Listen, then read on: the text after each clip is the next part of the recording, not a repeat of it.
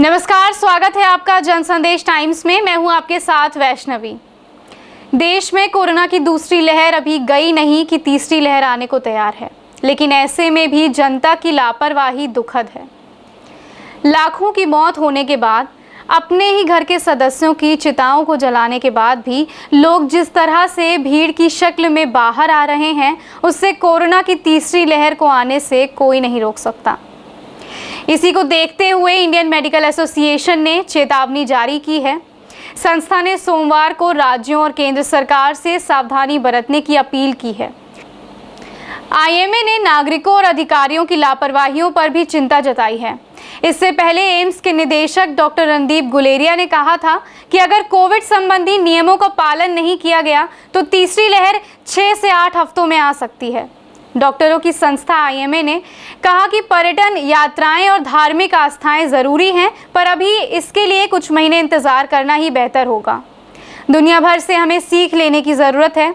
किसी भी महामारी का इतिहास उठाकर देख लें, तीसरी लहर को टाला नहीं जा सका है और दूसरे के बाद इसके आने का फर्क भी बहुत लंबा नहीं रहा।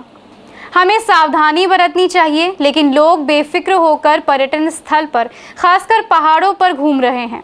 यहाँ तक कि 85% होटल्स के रूम भी बुक हो चुके हैं। ये अफसोस की बात है। आईएमए की ओर से ये बयान ठीक उस दिन आया जब पुरी में भगवान श्री जगन्नाथ यात्रा का शुभारंभ हुआ है।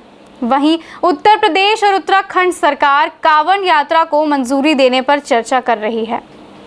आईएमए ने कहा, जिस तरह भीड़ इकट्ठा करने वाले आयोजनों को छूट दी गई है, वो निहायत खतरनाक साबित हो सकता है। ये असल में तीसरी लहर को गति देगा। पर्यटन स्थलों पर जुटी लोगों की भीड़ में कोरोना नियमों का पालन असंभव होता दिख रहा है। यही लोग संक्रमण को पैर पसारने में मदद करेंगे और तीसरी लहर को रफ्तार देंगे। आईएमए ने यह भी कहा कि बीते 1.5 वर्ष में हुए नुकसान के बावजूद हम सब इससे सीख नहीं ले रहे हैं।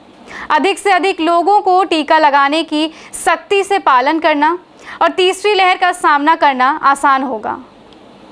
ऐसी ही तमाम जानकारियों के लिए बने रहिए जनसंदेश टाइम्स के साथ। धन्यवाद।